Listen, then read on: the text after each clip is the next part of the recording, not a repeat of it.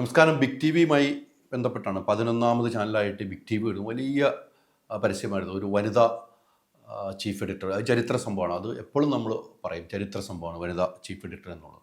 കേരളത്തിലായിരിക്കും studio എന്ന് പറഞ്ഞു. പിന്നീട് ഇവിടെ നിന്ന് എല്ലാവരെയും ട്രെയിനിൽ ഹൈദരാബാദിൽ കൊണ്ടുവന്നു. അവിടെ സ്റ്റുഡിയോ ഒക്കെ റെഡിയായി. കഴിഞ്ഞ ദിവസം ഒരു പ്രൊമോ വന്നിരുന്നു.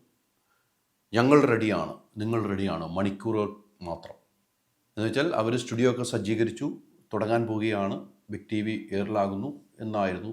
സുജയ തന്നെയായിരുന്നു അതിൻ്റെ പ്രൊമോയിൽ വന്നിരുന്നത്. എല്ലാ സ്റ്റുഡിയോ ഒക്കെ പണിയുന്നു, ഹൈദരാബാദിൽ സ്റ്റുഡിയോ പണിയുന്നൊക്കെ കാണിച്ചു. പക്ഷേ ഇന്നലെ ആയിരുന്നു ലോഞ്ചിങ്. 1 മണിക്ക് ലോഞ്ചിങ്ങും വെച്ചിരുന്നു. ഇന്നലെ 1 മണിക്ക് ലോഞ്ചിങ്ങും വെച്ചിരുന്നു. തുടക്കം മുതലേ ബിഗ് ടി വിയിലെ പ്രശ്നങ്ങളായിരുന്നു. യൂട്യൂബ് ചാനൽ വാങ്ങിയത് വിലയ്ക്ക് വാങ്ങിയിട്ട് എത്രയോ മില്യനുള്ളതെന്ന്, പക്ഷേ അത് അടിച്ച് കളയാൻ, ബാക്കിയുള്ള ഫയലുകൾ അടിച്ച് കളയാൻ മറന്നുപോയി. ഇൻസ്റ്റ വാങ്ങിയത് അങ്ങനെ, ഫേസ്ബുക്ക് പേജ് വാങ്ങിയത് അങ്ങനെ. അതെല്ലാം ഈ മാർക്കറ്റിംഗ് തന്ത്രമാക്കിയാണ്. മാർക്കറ്റിംഗുകാരെ കാണിക്കാൻ വേണ്ടി മാത്രം. ക്ലൈൻറ്റിനെ കാണിച്ച് ഇത്രയും ഫോളോവേഴ്സ് ഉണ്ട് തുടങ്ങി പറഞ്ഞാൽ ഒരിക്കലും അത്ര ഫോളോവേഴ്സ് ഉണ്ടാകില്ല എന്നല്ല. പക്ഷേ പഴയ വീഡിയോസ് ഒന്ന് ഹൈഡ് ചെയ്യാൻ പോലും മറന്നുപോയവരാണ് ബിഗ് ടി വിയിലെ തലപ്പത്തുള്ളവരെന്ന് ഓർക്കുമ്പോൾ നമുക്ക് തന്നെ നാണക്കേടാണ്. ഇങ്ങനെ ഇരിക്കുമ്പോഴാണ് ഇന്നലെ ലോഞ്ച് വയ്ക്കും. അതാണ് പറഞ്ഞത്, ഞങ്ങൾ റെഡിയാണ്, നിങ്ങൾ റെഡിയാണോ എന്നായിരുന്നു പരസ്യം. പക്ഷേ ബിഗ് ടി വി കാണാൻ ഞങ്ങളൊക്കെ റെഡിയാകും, പക്ഷേ നിങ്ങൾ റെഡിയായില്ല എന്നുള്ളതാണ് വാസ്തവം. ഇതിൻ്റെ പ്രധാനപ്പെട്ട കാര്യങ്ങളെക്കുറിച്ച് അന്വേഷിച്ചു വന്നപ്പോൾ ഡിസ്ട്രിബ്യൂഷനുമായി ബന്ധപ്പെട്ടുള്ള വിഷയമാണെന്നാണ് എനിക്കറിയാൻ കഴിയുന്നത്. നമ്മളിതേക്കുറിച്ച് അന്വേഷിച്ചു, നമ്മളിത് കാണാൻ വേണ്ടി കൊതിച്ചിരിക്കുകയായിരുന്നല്ലോ. ഡിസ്ട്രിബ്യൂഷനുമായിട്ടുള്ള വിഷയങ്ങളാണ്. എന്നുവെച്ചാൽ ACB, കേരള വിഷൻ പോലെയുള്ള വലിയ കേബിൾ നെറ്റ്വർക്കിന് വേണം ഡിസ്ട്രിബ്യൂഷൻ എടുക്കാൻ. അതുപോലെ DTHലും കൊടുക്കണം. DTH 4 DTH വേണം. അതിലുമാണ് പ്രധാനപ്പെട്ട കാര്യങ്ങൾ. അതിൽ ACBക്ക് 4.5 കോടി രൂപ വേണം, ACBക്ക് 7 കോടി രൂപ വേണം. ഡിസ്ട്രിബ്യൂഷൻ കൊടുക്കണമെങ്കിൽ ഇത്രയും പൈസ വേണം. പക്ഷേ അത് സാമ്പത്തിക പ്രതിസന്ധി ഉണ്ട് എന്ന് തോന്നുന്നു. തുടക്കത്തിൽ തന്നെ സാമ്പത്തിക പ്രതിസന്ധിയാണ്. പക്ഷേ അത്രയും പൈസ ഇല്ല എന്ന് പറഞ്ഞു. പിന്നീട് അവർ പകുതിയാക്കി നൽകാമെന്ന് പറയുന്നു. അങ്ങനെ ചർച്ചകൾ ഇങ്ങനെ നടന്നുകൊണ്ടിരിക്കുകയായിരുന്നു. പക്ഷേ പകുതിയാക്കുമ്പോഴും നടക്കാം. ലാസ്റ്റ് 1 കോടി രൂപ വെച്ച് സമ്മതിച്ചു എന്നാണ് എനിക്ക് കിട്ടുന്ന വിവരം. 1 കോടി രൂപ വെച്ച് ഇവർ സമ്മതിച്ചു. 1 കോടി വീതം സമ്മതിച്ച് കൃത്യമാണ്. അങ്ങനെയാണെങ്കിൽ ഇന്നലെ ഉച്ചയ്ക്ക് ലോഞ്ച് ചെയ്യാനിരുന്നപ്പം, പക്ഷേ അങ്ങനെ ആകുമ്പോൾ 2 കോടി രൂപ നൽകാം. പക്ഷേ അതും നൽകാത്ത സാഹചര്യത്തിൽ ഡിസ്ട്രിബ്യൂഷൻ അവർ നൽകാൻ തയ്യാറായില്ല എന്നാണ് നമ്മൾ അന്വേഷിച്ചപ്പോൾ കിട്ടുന്ന വിവരം. ACBയും കേരള വിഷനും ഡിസ്ട്രിബ്യൂഷൻ നൽകാൻ തയ്യാറായില്ല. അതോടൊപ്പം DTHലും പണം നൽകണം. DTHലും പണം നൽകാത്തതുകൊണ്ട് ഒരു 15 കോടിയോളം വേണം മൊത്തത്തിൽ. പെട്ടെന്ന് 15 കോടിയാണ് DTH ഉൾപ്പെടെ വന്നെങ്കിൽ 15 കോടി. പക്ഷേ അതിൻ്റെ സാമ്പത്തിക പ്രതിസന്ധി ഉണ്ടായിട്ടുണ്ടെന്ന് എനിക്ക് തോന്നുന്നു. അതോടൊപ്പം തന്നെ ഇപ്പോൾ എല്ലാവരും വിളിച്ചുകൊണ്ട് അവിടെയൊക്കെ താമസിച്ചു. അവിടെ ഫ്ലാറ്റിലും വീടുകളിലും ഒക്കെ ആയിട്ടാണ് താമസിക്കുക. ഇവിടുന്ന് പോയവർ നല്ല സൗകര്യത്തിലൂടെ കഴിഞ്ഞവർ അവിടെ എല്ലാം ഒരുമിച്ചുള്ള താമസം പോലെയാണെന്നാണ് പറയപ്പെടുന്നത്. അവരിൽ നിന്നും കുറേ പേരോട് വിളിച്ചു വെച്ചപ്പോഴാണ് അങ്ങനെയാണെന്ന് പറയുന്നത്. പക്ഷെ അത് അവർക്ക് കംഫർട്ടാണ്, കുഴപ്പമൊന്നുമില്ല. അവരവിടെ താമസിക്കലിലും അവർക്ക് പ്രശ്നങ്ങളൊന്നുമില്ല. പക്ഷേ ഇനിയിപ്പം ഇത് ഓണർ വരാത്തതുകൊണ്ട് അവരിൽ പല ആൾക്കാരും അതൃപ്തി അറിയിച്ചിട്ട് തുടങ്ങി എന്നാണ് അറിയുന്നത്. ഇതിനിടയ്ക്ക് 1-ാം തീയതിയായി, 2-ാം തീയതിക്കുള്ളിൽ ശമ്പളം നൽകണം. ശമ്പളം തന്നെ 2 കോടി രൂപയോളം ശമ്പളം വരും. വലിയ ശമ്പളത്തിനാണ് ആളുകൾ എടുത്തിരിക്കുന്നത്. അതുകൊണ്ട് 2 കോടി രൂപയോളം ശമ്പളം വരുമെന്നാണ് കിട്ടുന്ന വിവരം. അത് നൽകണം. ഈ ഇന്നലെ ലോഞ്ചുമായി ബന്ധപ്പെട്ട് ഇവിടുന്ന് മാർക്കറ്റിങ്ങിലുള്ളവരെ, മാർക്കറ്റിംഗ് ഫീൽഡിലുള്ളവരെയും ഇവരുടെ പരസ്യം നൽകുന്ന പരസ്യദാതാക്കളെ എല്ലാവരെയും ഹൈദരാബാദിലേക്ക് ഫ്ലൈറ്റിൽ തന്നെ കൊണ്ടുപോയിരുന്നു. പക്ഷേ 1 മണിയായിട്ടും ലോഞ്ച് നടന്നു. പക്ഷേ അത് നടക്കുമെന്നുള്ള പ്രതീക്ഷയിലാണ് ഇവരെല്ലാം പോയത്. പക്ഷേ 1 മണിക്ക് ലോഞ്ച് നടന്നില്ല.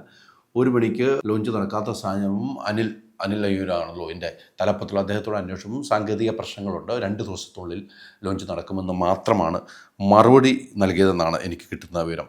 ചെറിയ കേബിൾ ടി വിയിൽ, മലപ്പുറം, കോഴിക്കോട്, വേറെ ഏതോ ഒരു സ്ഥലത്ത് ചെറിയ കേബിൾ ടി വിയിൽ മാത്രം ഇപ്പോൾ ഈ ചാനൽ വരുന്നുണ്ട്. പക്ഷേ ഓണറിലായിട്ടില്ല, ചാനൽ വരുന്നുണ്ട്. അത് ചെറിയ കേബിൾ ടി വി ആണ്. എനിക്ക് തോന്നുന്നു 50,000 പേരോളമുള്ള ഒക്കെ 50,000 പേരെ പറ്റുള്ളൂ. 50,000 പേര് എന്ന് പറയുമ്പോൾ വളരെ ചുരുക്കം ആളുകൾ, ലക്ഷക്കണക്കിന് ആളുകൾ ഉള്ള 3 കോടിയോളം ആളുകൾ കാണേണ്ട നെറ്റ്വർക്കിൽ 50,000 പേർക്ക് മാത്രം. അതിൻ്റെ സാറ്റലൈറ്റിൽ ഇവർ ലൈസൻസ് കിട്ടി എല്ലാം റെഡിയാണ്, എല്ലാം റെഡി ആയിട്ടാണ്. അതുകൊണ്ടാണ് സാറ്റലൈറ്റ് വഴി നമുക്ക് കേബിൾ ടി വി നമുക്കുണ്ടെങ്കിൽ നമുക്ക് സ്വന്തമായിട്ട് കേബിൾ ടി വി നടത്തുന്ന ട്യൂൺ ചെയ്തെടുത്താൽ ബിഗ് ടി വി ലഭിക്കുന്നതാണ്. പക്ഷേ ഡിസ്ട്രിബ്യൂഷൻ്റെ പണം നൽകാത്തത് കൊണ്ടാണ് ഇപ്പോൾ ഒരു വിഷയം എന്നാണ് നമുക്ക് മനസ്സിലാക്കാൻ കഴിയുന്നത്. എനിക്ക് തോന്നുന്നു ഇതിൻ്റെ ഉദ്ഘാടനം കൊച്ചിയിൽ നടന്നപ്പോൾ 3.5 കോടി ഉണ്ടെങ്കിൽ ഒരു ചാനൽ തുടങ്ങാമെന്നാണ് അന്ന് അനിൽ പറഞ്ഞത്. 3.5 കോടി ഉണ്ടെങ്കിൽ ഒരു ചാനൽ സിമ്പിളായിട്ട് തുടങ്ങാമെന്നാണ് അന്ന് പറഞ്ഞത്. പക്ഷേ 3.5 കോടിക്കൊന്നും ഒരു ചാനൽ തുടങ്ങാൻ കഴിയില്ല എന്നതിൻ്റെ ഏറ്റവും വലിയ ഉദാഹരണമാണ്. ഡിസ്ട്രിബ്യൂഷന് തന്നെ ഇത്രയും പണം വേണം. ഒന്ന് ആലോചിച്ച് വെക്കണം. ഒരു ചാനൽ തുടങ്ങണമെങ്കിൽ ചാനൽ തുടങ്ങാൻ എത്രമാത്രം പണം വേണമെന്ന് നമ്മൾ ആലോചിക്കണം. പക്ഷെ അതൊന്നും പുതിയ മാനേജ്മെൻറ്റ്, റെഡ്ഡിമാർ അതിൻ്റെ ഒന്നും പണം തന്നെ, റെഡ്ഡിമാർ തുടക്കം തൊട്ട് പറഞ്ഞു കേരളത്തിൽ നിങ്ങൾ സ്ഥാപിക്കണമെങ്കിൽ കേരളത്തിൽ നിന്നും പണം കണ്ടെത്തി എന്ന് വെച്ചാൽ ഏഞ്ചൽ ഫണ്ട് എന്ന് തന്നെ പറഞ്ഞു. ആ പണം കണ്ടെത്തി നിങ്ങൾക്ക് ഇവിടെ സ്റ്റാർട്ട് ചെയ്യാം, നമ്മുടെ ലൈസൻസും നമ്മുടെ അവിടെയുള്ള എക്യുപ്മെൻറ്റ്സും ഒക്കെ തരാം. അതൊക്കെ ഒത്തിരി പഴയതായിരിക്കാം, അതൊക്കെ നമ്മൾ തരാം. പക്ഷേ നിങ്ങൾ ഇവിടെ തുടങ്ങണമെങ്കിൽ നിങ്ങൾ ഏഞ്ചൽ ഫണ്ട് പിരിച്ച് നിങ്ങൾ നടത്തണമെന്നായിരുന്നു അന്ന് പറഞ്ഞതെന്ന് ഞാൻ അന്ന് തുടക്കത്തിൽ വാർത്ത ചെയ്തിരുന്നു. അതുപോലെ തന്നെയാണ് ഇപ്പോൾ കാര്യങ്ങൾ പോകുന്നതെന്നാണ് എനിക്ക് കിട്ടുന്ന വിവരം. കേരളത്തിൽ ബ്യൂറോകളൊക്കെ എടുത്ത് എല്ലാം എടുത്ത് സജീവമായി ബ്യൂറോകളെടുത്തു, വാഹനങ്ങളെല്ലാം റെൻറ്റിനാണ്. സാധാരണ വാഹനങ്ങളൊക്കെ ഇപ്പോൾ ചാനലുകളൊക്കെ വില കൊടുത്ത് വാങ്ങുമ്പോൾ ഇതൊക്കെ റെൻറ്റിനാണ് എടുത്തതെന്നാണ് എനിക്ക് കിട്ടുന്ന വിവരം. അത് എങ്ങനെയായാലും ഇപ്പോൾ തുടക്കത്തിൽ റെൻറ്റിനെടുത്തു എന്ന് വെച്ചാൽ തെറ്റൊന്നുമില്ല. പക്ഷേ ഇതെല്ലാം എടുത്ത് ലൈവ് ബാഗ് മൊത്തം എല്ലാ സ്ഥലത്തേക്കും ആയിട്ടില്ല എന്ന് തോന്നുന്നു. 6-7 ലൈവ് ബാഗുകൾ മാത്രമാണ് വാടകയ്ക്ക് എടുത്തിരിക്കുന്നത്. ഇങ്ങനെയൊക്കെ അത് തുടങ്ങാമെന്നുള്ളൊരു സജ്ജീകരണം തുടങ്ങിക്കഴിഞ്ഞാലേ ഉള്ളൂ ഇവർക്ക് പരസ്യങ്ങൾ കിട്ടുള്ളൂ. എല്ലാവരും അസ്വസ്ഥരാകുകയാണല്ലോ. 70 ശരിക്കും പറഞ്ഞു കഴിഞ്ഞാൽ ഒരു വർഷത്തേക്ക് ഒരു ചാനൽ നടത്തണമെങ്കിൽ നമ്മൾ പല ആളുകളുമായിട്ട് ബന്ധപ്പെട്ട് 70 കോടിയോളം വേണം. 70 കോടി രൂപ വേണം ഒരു വർഷം ചാനൽ നല്ല രീതിയിൽ റൺ ചെയ്യണമെങ്കിൽ. അത് മുടക്കുമുതൽ വേറെയുമാണ് കേട്ടോ.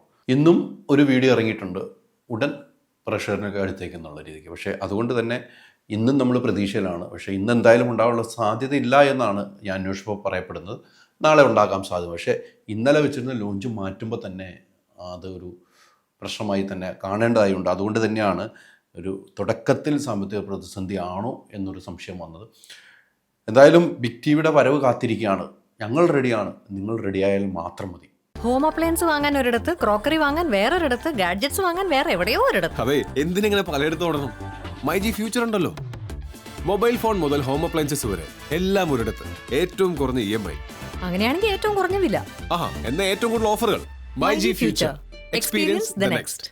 മൈജിയാണ് ഫ്യൂച്ചർ.